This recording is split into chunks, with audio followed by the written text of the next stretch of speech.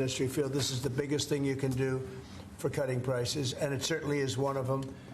And it's been unpopular in some circles because people make less money, but it's great for the patient. It's great for the people in our country. Okay, it's not so good for pharmaceuticals. It's not so good for the companies that make the drugs. And I guess you could say it probably isn't so great for hospitals, but they say that if you have a great hospital that's really knows what they're doing, it's actually great for a hospital because everybody wants to go there.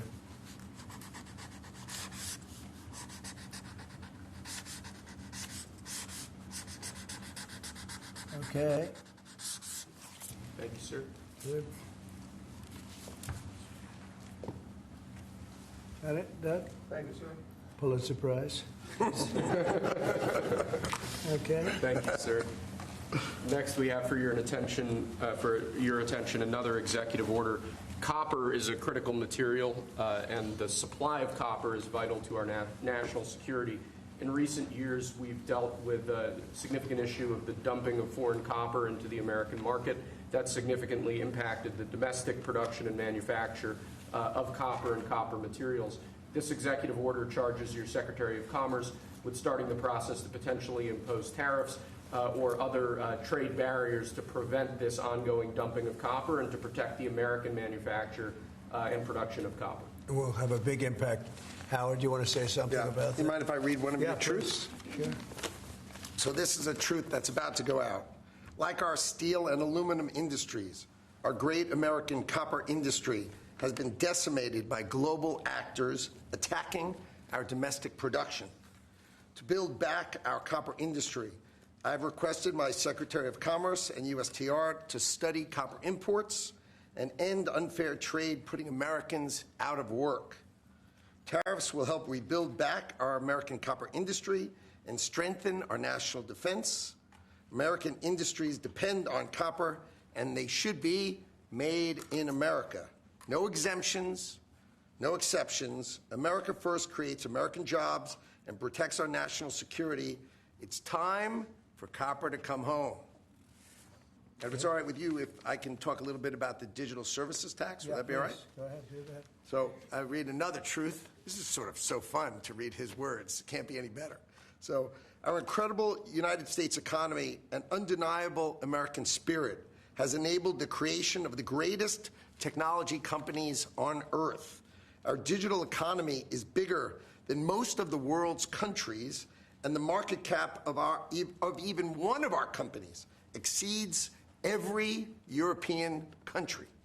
Instead of empowering their workers and creating opportunities, foreign governments have instead tried to tax, fine, and hinder Americans' technology companies.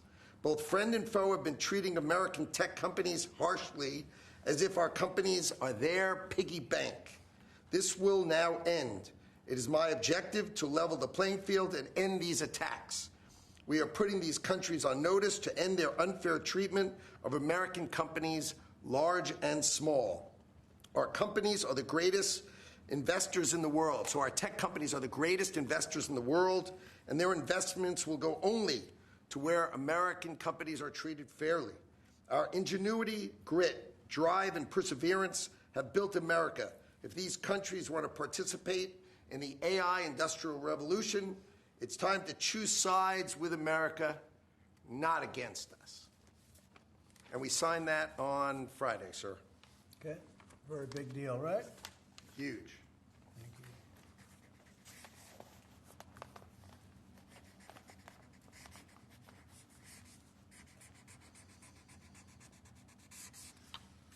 you. All right. And that's a very big one that Howard just read. But they're both big. They're all big.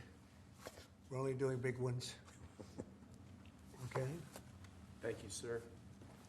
Mr. President, is that the culmination of ongoing conversations that you've had with your counterparts, this particular executive order? Which one, last or? The one that the No, Congress the digital tax is taking place all over Europe. They're taxing us, and they're doing other things. They're suing all our companies. And if that's going to happen, we want to be the ones that sue, not them. And they use it almost as a form of running European countries, and the EU in particular has been very violent in its lawsuits against our companies, and frankly, very violent and very bad to our airlines. I've gotten calls from the heads of airlines saying they stop in Europe and they're getting charged all sorts of taxes that they never even heard of. They stop and they're getting fined and charged, and they do it only with American companies. They're not doing it to other countries, so we're stopping it. And we have another thing, we have another step to go, and if they don't shape up, as an example, Apple has had to pay like $17 billion in a lawsuit that nobody thought was worth anything. And I won't get into the judge or the decision or how the decision was arrived, but I'm pretty good at this stuff, and I think it's disgraceful. And Google's being sued, Facebook's being sued, and many others are being sued by their so-called government, if you call it a government, EU, and they don't treat us right. They don't treat us right as a country. So we're going to protect our companies. We have to protect our companies. So we're not going to have any companies left anymore. I also want to thank Apple, though, for announcing they're going to invest $500 billion in our country. That's the biggest investment anybody's probably made to this date. And they're going to do it very quickly, and that's because of tariffs. They don't want to pay the tariffs, and they feel very strongly about the country. Now, they wouldn't have done it without us. Without the Trump administration, they wouldn't have done it. But they feel very strongly about the direction of the country. The polls have shown that, too. The polls are coming out showing the direction of the company is of the country is the best they've ever seen, actually.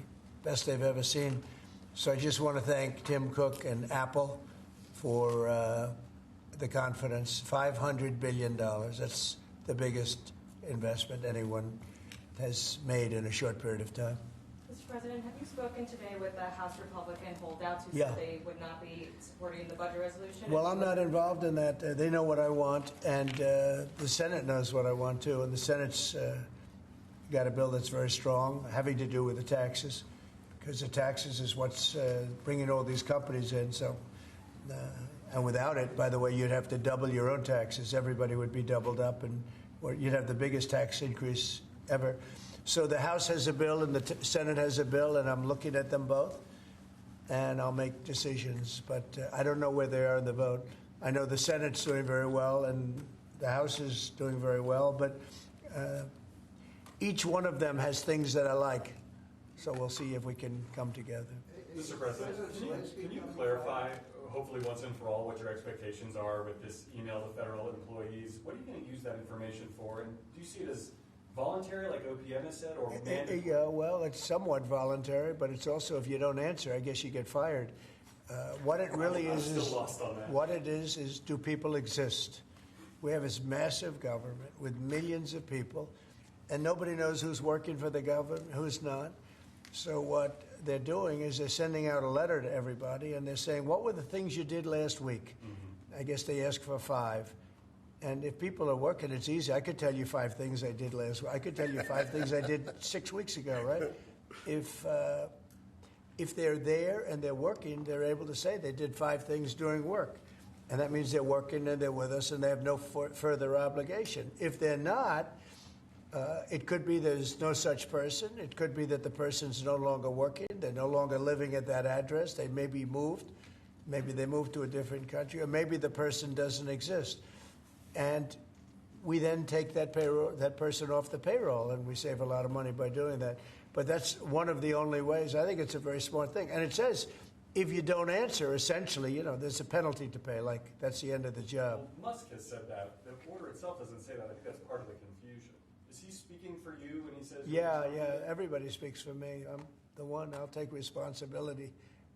The old statement, the buck stops here, right? Famous statement. Well, I can say the same thing. The buck stops here.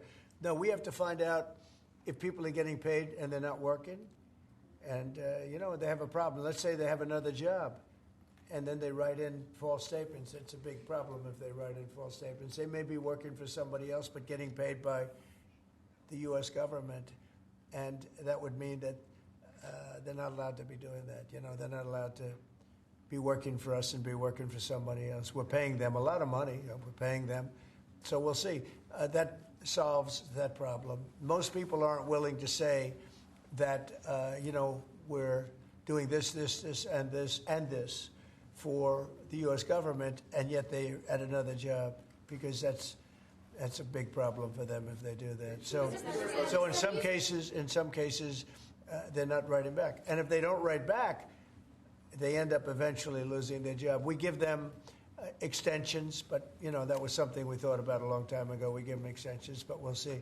We have to make sure, number one, that we have people, number two, that they're working, and number two, they're working for us, not for another company. Is it true that President Zelensky is coming on Friday to meet with you, and is the mineral deal sorted out? Yeah, I hear that. I hear that he's coming on Friday. Certainly, it's okay with me if he'd like to, and he would like to sign it together with me, and I understand that's a big deal, very big deal.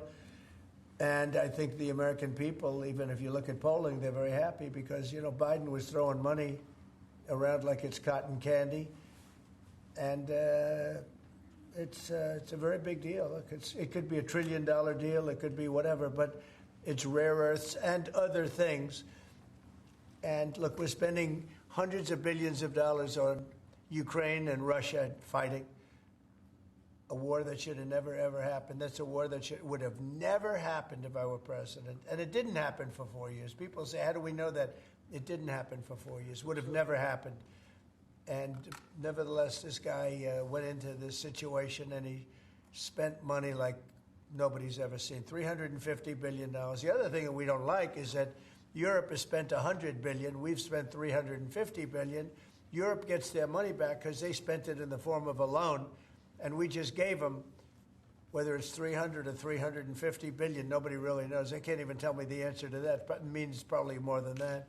So what we're doing is now we're saying, look, we want to be secured. We want to get that money back. We're helping a country through a very, very big problem, a problem like very few people have had. Shouldn't have had this problem because it shouldn't have happened, but it did happen, so we have to straighten it out. But the American taxpayer now is going to get their money back plus. Mr. President, yesterday with Emmanuel Macron, you said you had spoken to Putin about the idea of peacekeepers in Ukraine, that Putin was fine with it. The Kremlin, I guess, has said that that's actually unacceptable to them. What's real here? That's not what I was told, but you're going to need some form of peacekeeping, so something will be done that's going to be satisfactory to everybody. We need peacekeeping, too. Any situation it's where actually American troops involved? It's actually something I did discuss, but a form of peacekeeping that's acceptable to everybody. Ultimately, we'll be able to agree on something, I'm sure. With Ukraine and this mineral deal, what does Ukraine get in return, Mr. President? $350 billion and lots of equipment, and military equipment, and the right to fight on, and originally the right to fight. Look, Ukraine, I will say, they're very brave and they're good soldiers, but without the United States and its money and its military equipment, this war would have been over in a very short period of time. In fact, I was the one that gave the javelins. You remember the famous javelins? That was me. That wasn't Obama. It wasn't Biden. It wasn't anybody else. It was me. And they wiped out a lot of tanks with those javelins. And the expression was that Obama gave sheets and I gave the javelins. That was a big deal at the time. It wiped out. That was the beginning when people said, wow, that's something. Well, that was American equipment. Without American equipment, this war would have been over very quickly. And American money, too. I mean, a lot of money. So that war-fighting equipment and the ammunition, that's sustained going forward for Ukraine, and how long is it sustained? Well, it could go forward for a while, and maybe until we have a deal with Russia. Look, we need to have a deal with Russia, otherwise it's going to continue. But now when Americans put up their money, the taxpayer money, and the president approves it, we're getting our money back in some form. But it could go on for a while, or it could be settled quickly. I think it's going to be settled quickly. I spoke with President Putin. I think he wants to settle it, and wants to get on with life. It's horrible. What's happening, horrible. Thousands of soldiers a week are being killed, and others too, but especially on the battlefield. Thousands a week are being killed, and we want that to end. Yeah, Brian? Yes. Okay. Real quickly, Carolyn Levitt, your press secretary, sent an earthquake through that briefing room earlier today announcing that the WHCA would not have any control over placing media in the seats in the briefing room. Just want to get your thoughts on that. And also on Air Force One, it's trending on X. People are talking about it. Get your thoughts. Well, we're going to be now calling those shots. As you know, we won that lawsuit right there. See, the Gulf of America, which is a beautiful name. Most people agree. I don't know. It's, AP has been terrible. Look, I think they're radical left. I think they're third-rate reporters. I know the specific young lady that works on the account is terrible. She's a radical left lunatic, as far as I'm concerned. They don't treat us fairly. That's number one. And number two, they had no right to do that. This is the Gulf of America. And if you look at that shoreline, look at that shoreline. Look, from Florida, well, most of it is, it's called America. And vast majority, like big numbers. So I'm just admiring it as I look at it. I'm getting teary-eyed, but I don't want you to say Trump broke down and started crying. No, how beautiful is that? Look at the shoreline. Look at that. Well, That's America. Can I shift our attention to Canada real quick? Yes, please. Last week, I spent some time with 2 government officials from Canada. I was asking them how realistic is it that Canada would be the 51st state. Yeah. And they told me there is a path. Alberta is first, and if they sign on, Saskatchewan would follow, and then you go west to British Columbia. There is a movement in Canada to join us. I want to get your thoughts on that and how that's proceeding. So it's true. Thank you, Brian. It's true. A lot of people in Canada are liking becoming our beautiful, cherished 51st state. They'll have to pay much lower taxes. They'll have the ultimate security. You know, they don't pay very much for security right now because they rely on us, which is really unfair to us. They make cars that we could make, and they send them back into the United States. They make a lot of things, including the sending of oil and everything. We don't need their oil. We don't need their lumber. In fact, we're going to be freeing up, and I've asked Howard Lutnick to get that done with Lee and everybody, Lee Zeldin, environmental.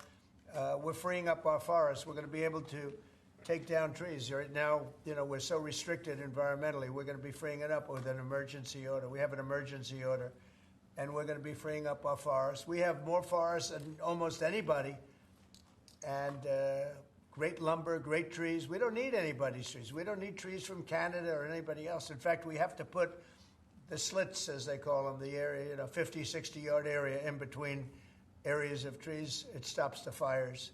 And frankly, California should have been doing that for years. It's almost getting late. They're going to run out of forests the way they're going. What a shame. And by the way, the water is flowing in California. I hope you people have seen it.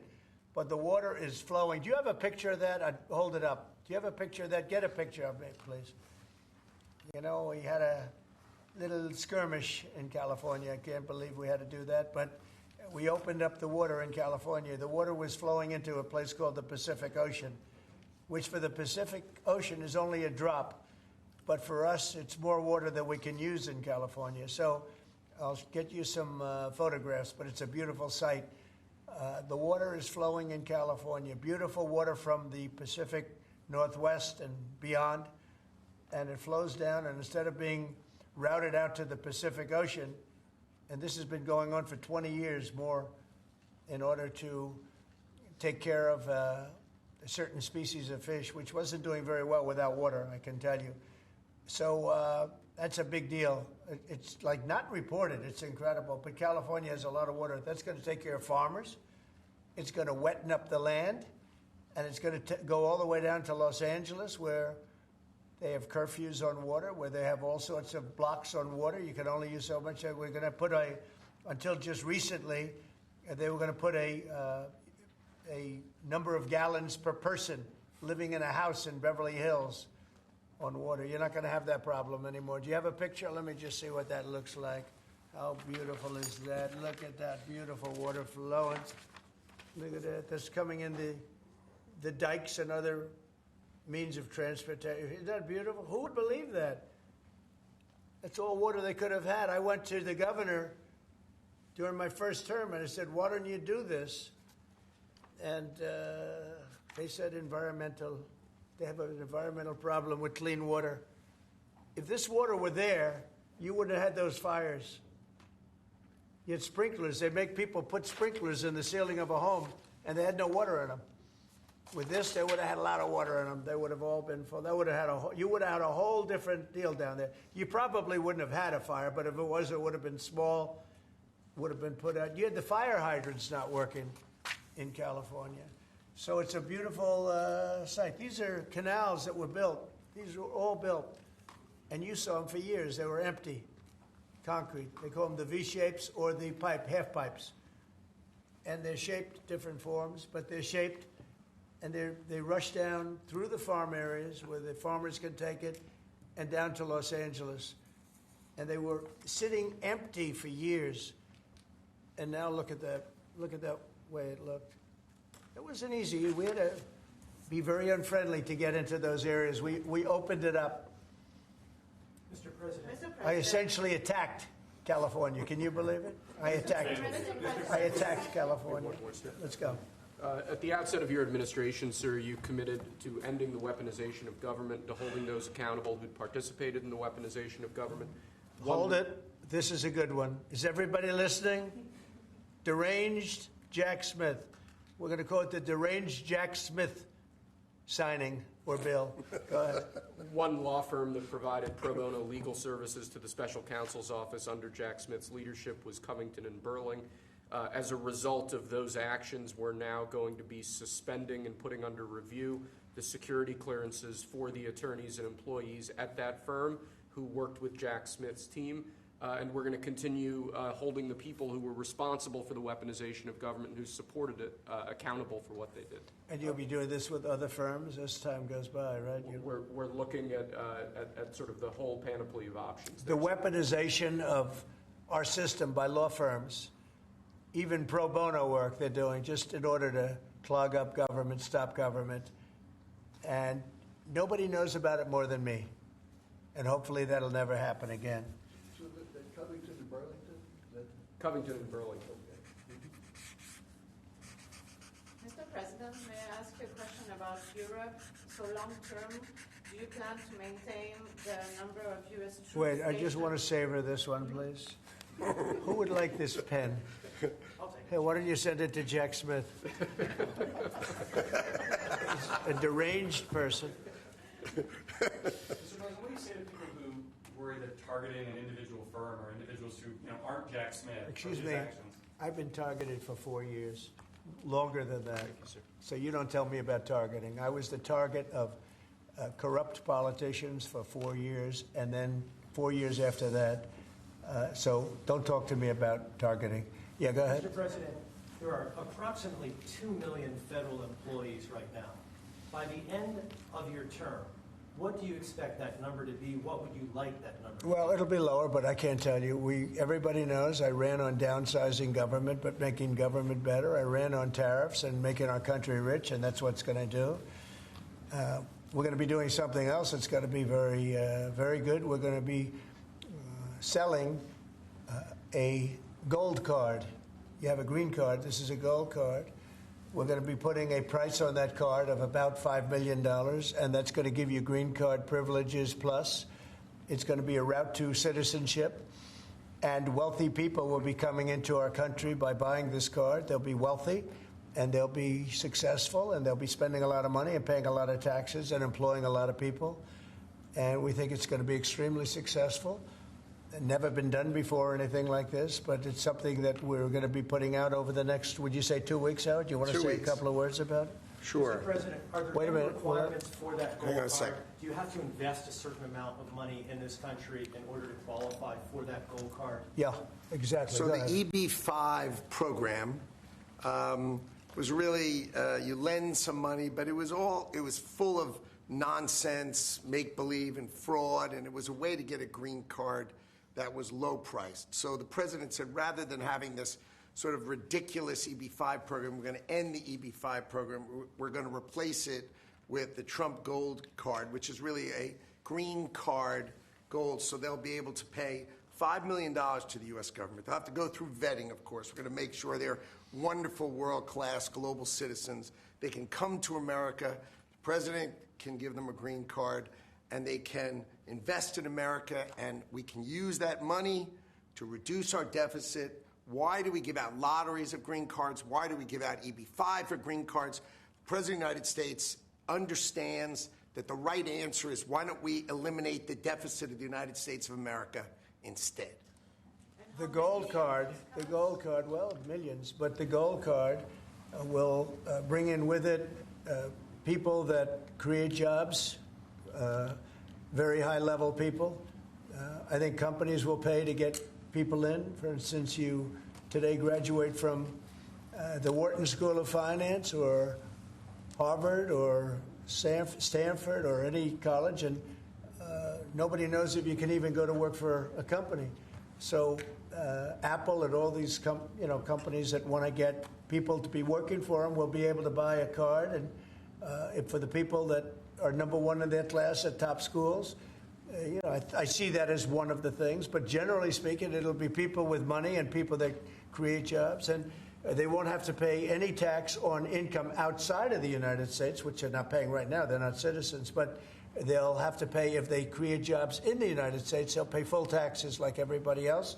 So you're getting big taxpayers, big job producers, and we'll be able to sell maybe 1 million of these cards, maybe more than that. And if you add up the numbers, they're pretty good. As an example, 1 million cards would be worth $5 trillion. $5 trillion. Wow. And if you sell 10 million of the cards, that's a total of $50 trillion. Well, we have $35 trillion in debt. That'd be nice. So we'll see. But it could be great. Maybe it will be fantastic. We have it all worked out from the legal standpoint. It's totally legal to do. Hasn't been done before. It's been done in many different forms. We give them away. Why should we give them away? We shouldn't give them away. And I think it's something very exciting. I think it's potentially just something that we're all very excited about. So it's a gold card. It's somewhat like a green card, but at a higher level of sophistication. It's a road to citizenship for people. And essentially people of wealth or people of great talent, where people of wealth pay for those people of talent to get in, meaning companies will pay for people to get in and to have long-term status in the country. And I think it's something we're very, very happy about. Would you have anything to say about that? Well, many other countries, by the way, do this, including, of course, your 51st state does that. And the money's earmarked for deficit reduction? It may be earmarked for deficit, but it actually could be more money than that. I mean, if you did 10 million, you'd have $15 trillion left over. But generally, it's going to be paid down debt, yes. Do you need Congress for this? Do you think you need No, to we don't pass a need law? Congress, no, because we're not doing citizenship. We're doing the card. It's a path to citizenship, a very strong path to citizenship, but we're not doing the citizenship. For that, I'd have to get Congress. And would all countries be eligible for this gold card? Depends. The countries largely, the people will be vetted very carefully. Mr. President, in Ukraine, would you provide military support for Ukraine in the future under a peace agreement? Say it again louder. Would you provide military support for Ukraine in the future as part You mean of like a peace security? agreement? Yeah. Well, people are going to do it. I think Europe will largely be responsible for that. European countries will be responsible. But Macron asked for a U.S. backup. Well, we'll see. I mean, right now we're just in the process of negotiating. We've pretty much negotiated our deal on raw earth and various other things. We'll be looking at that security. You're talking about general security for Ukraine later on. I don't think that's going to be a problem. There are a lot of people that want to do it. And I spoke with Russia about it. They didn't seem to have a problem with it. So I think they understand. They're not going back in. Once we do this, they're not going back in. So on that gold card, aircraft, would the U.S. provide, for instance, air defense? Well, I just told you. Right now, we're not providing anything. You know, it's about Europe, too. Europe put in $100 billion, and we put in $350 billion. It's not a fair thing. You know, we would normally say, and I say it now anyway, but we want equalization. They should put up actually more money than us because they're right there. We have an ocean in between.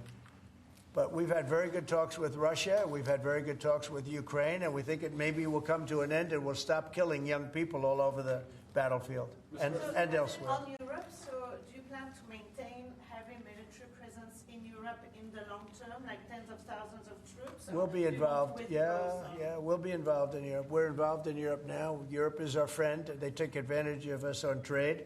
We don't like that. What the EU does, we don't like that. But we'll solve that the old-fashioned way. We'll give them the same reciprocal numbers. You know, we're talking about a reciprocal tax. You know that. And if they charge us, we charge them. Right now, they charge us much, much more than we charge them. And they have non-monetary taxes also and tariffs. And we're going to change that. It's all changing. It's all changing. We're not going to be the people that we were. We had people in this office sitting right at this desk or another model of this desk, because as you know, the other desk is right now being refurbished. Is Steve Witkoff delaying his trip to the Middle East? No, not that I know of. No, Steve. And the Middle East has been great.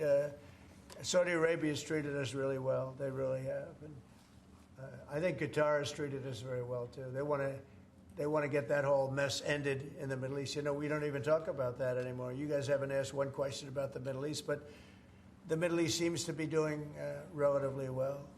May I ask about the Middle East, sir, about the Middle East? For months, even before you were elected in November, you've spoken about your desire to free all of those hostages that have been held by Hamas since October the 7th, a year and a half ago. And just a few weeks ago, you gave an ultimatum. You said if they're not all released by noon on February the 15th, there would be hell to pay. Is Hamas thumbing their nose at you, Mr. President? No, I think the opposite. So, as you know, they weren't going to release any more hostages. And I said there's going to be hell to pay. And then they agreed that they were going to release the hostages, agreed to release, plus an extra one. And so that you could say that was a big difference. But I said it from that point, it's up to Bibi Netanyahu and Israel. I may have taken a different stance. But they did release, they went back to releasing the hostages. But if you remember, they said we weren't going to release any. They've totally ended it. And I said, well, they're not going to release any. They'll be held to pay. And but the rest is really up to him. What I may have done it differently than him. It's not my decision. It's his decision. But they did release all of those hostages. So. Mr. President, when you spoke to Vladimir Putin, did he raise or did you discuss at all the possibility of a minerals deal on the Ukrainian land that Russia now controls? I didn't discuss it, no. I'd like to buy minerals on Russian land, too, if we can. The rare earth. They have very good rare earth also. They both do. I would say that. And oil and gas. Look, it's a great thing. If we sell this, it's great for Russia, too, because we can do deals there. They have very valuable land that isn't utilized. So something like that could take place, yeah. Have you put raising or lifting sanctions against Russia on the table as your No, we haven't lifted any sanctions on anybody. on the table as part of any negotiation? I guess it will be at some point, but right now we haven't agreed to lift sanctions on anybody. On that gold card, getting back to that, I'm fascinated by this, Mr. President. You should be fascinated by it. Your taxes will go down to nothing. Would a Russian oligarch be eligible for a gold card? Yeah, possibly. Hey, I know some Russian oligarchs that are very nice people. It's possible. They're not quite as wealthy as they used to be. They're not as wealthy as they used to be. I think they can afford. I think they can afford $5 million. So they have No, a lot of people are going to want they to. would be eligible A lot of people are going to want to be in this country, and they'll be able to work and provide jobs and build companies and pay taxes. All of those things. It's an incredible. It's an incredible thing. I mean, this is the group that is the first to hear it. Nobody's heard about it. Nobody ever thought about it, but we've been thinking about it very, very strongly over the last week. And I was going to announce it sometime next week, and I figured, why not? We have a lot of cameras blazing right now. We might as well do it now. We'll have Caroline announce it the next time.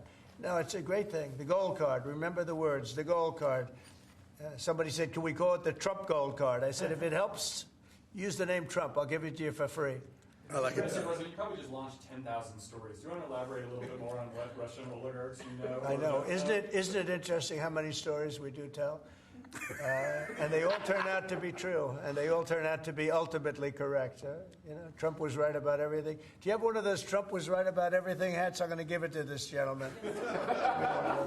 Get me one of them. But they're all going to be vetted. Everybody who comes in gets vetted, okay? They get vetted, so you got to, you know. We're going to begin in 2 weeks. About 2 weeks. The sale will start in about 2 weeks. Mr. President, do you see a more active role for Zelensky now, given the status? I hope so. I mean, look, I think that we want to get that country back on its feet. And right now, it's been destroyed. It's so here, give me this here. Give me all of them. Look. See that? Trump was right about everything. It just came in. Somebody sent, I said, this was sent in by a fan. I said, I think we should make some of them, right? But we were, pretty much. You want one? I'll pass. Are you allowed to take one? Because he'll consider it. I know him well. He's sort of a stiff. Yeah, Brian, you're not a stiff. He's sort of a stiff guy. You know? He'll take other things, but not a free hand. Always say yes to the president. Always say yes to the Would president. anybody like one? Mr. President, an easy question perhaps for you. Maybe it's difficult. I'm going to ask you this question about the Who do you work for? I work for 2 news organizations. Who? I work for 2 news organizations. Yeah, who are they? I work for Gray Television, America's second largest broadcaster, and I work for iHeartRadio. So there you go. But let me ask you the easier, tough question, Mr. President. The Philadelphia Eagles won the Super Bowl. Are they being extended an invitation? They will be. We haven't yet, but we will be. I thought it was a great performance by them, and absolutely they'll be extended that invitation. Would you do that right away, by the way? We'll do it right away. We're going to do it sometime today, and they deserve to be down here, and we hope to see them. We have a lot of teams. We just had the great hockey team, as you know, Florida come here. We have many of the great athletes come that win things. What's the main obstacle holding up this PGA Tour Live Golf? Well, they have to get together. You know, they've had a lot of discussion back and forth. They both are meaning well, and a deal will ultimately happen. I think it'll happen pretty quickly. It'll be nice to see the golfers, the best golfers, be able to play against each other. What's your role been in this whole process? Just to help expedite it. Tiger was here. Adam Scott was here. Jay Monahan was here the other day. Just to really help expedite it. We had Yasser here from Saudi Arabia, great guy. These are all great people, and they want to work it out. So if I can help them work it out, I don't get anything out of it. If I can help them work it out. I just think golf, it's very much of an individual sport, and you want to see the best players playing against each other, not playing in 2 different locations, right? What's going to be more challenging, the PGA Live deal or Russia-Ukraine deal? I think the PGA deal is much more complicated. Sir, may I ask you the Middle East question, if I may? What's your take on what's happening in the West Bank and what Israel is Well, doing it's there? some movement up there that a lot of people are concerned about. And there's been a lot of Israeli movement. They're up there for a reason. All of a sudden, maybe they're not feeling so good about that. So that would be terrible. I hope that doesn't happen. But there is movement up there that nobody knew about. Right? You know that, right? Yeah, and when you say, are you concerned about it as well? I'm concerned about everything. I want the world to be peaceful. You know, when I left here, we had no war. We had defeated ISIS in less than 4 weeks. In fact, I took the general that defeated ISIS and I put him in charge of the whole ball game, because that's what we want. We want winners. Raisin Cane, you know, Raisin. When I heard that name, I said, I like that name. That's the kind of general I like. So we'll see. But he was great. He's a great soldier. Not a politician, a soldier, a real soldier. You know that, Brian. This guy was the real. This guy's the. Story a million times. Yeah, this guy's the real deal. He is. And I think he's going to do a great job. But think of it. We had no wars. We had no problems. We had no inflation. We had no problems. And then all of a sudden you have October 7th in Israel, which was horrible. And then you see what happened with Ukraine. Russia would have never gone in if the election weren't rigged. It was a rigged election. The 2020 election was rigged. And we got out of it. And you see what happened. You see what happened to our country. Inflation, Afghanistan, that horrible withdrawal from Afghanistan. I think when Russia saw what happened in Afghanistan, they said, wow, it's a paper tiger. We're not a paper tiger. We are the strongest military force in the world. And by the way, Pete Hegseth is doing a great job. But we didn't have wars. We didn't have inflation. We had a strong border. We had everything going good. And then Biden got in, and he's my opinion, the worst president in the history of our country. I think Jimmy Carter was a very happy man when he passed away 2 weeks ago. What are you expecting at the cabinet meeting tomorrow? It's going to be a cabinet meeting, and I'll preside. Unlike Biden, I'll preside over my own cabinet meeting. Mr. President, how would you compare your cabinet in your second term to your cabinet that you had in your first term? Well, I had some great people my second term. I think this is deeper. I think it's better because it's deeper. I had some people that I didn't really like too much in my cabinet, but I didn't know Washington then. I was a New York person. I knew New York intimately, but I had to rely on people. I had great people. Look, we got the biggest tax cuts in history. I rebuilt the military. I mean, we did so much. We did unbelievable. Even right to try. Somebody was saying today they were saved by right to try. We did right to try medically. We did transparency medically. That was a big thing, but Biden canceled that one. He didn't cancel right to try, which is interesting. He didn't cancel Space Force. He was going to cancel Space Force. Space Force is turning out to be invaluable. Amazing. We created Space Force. But think of it. We rebuilt our entire military, and now we're going to have to patch it up a little bit again because of what's happened. No, this was a grossly incompetent administration. The only thing they were good at was cheating in elections and the weaponization of government. Thank you very much, everybody. Thank you. Thank you. Guys. Thank you, guys. Thank you. Thank you, guys. It's a bedtime to take.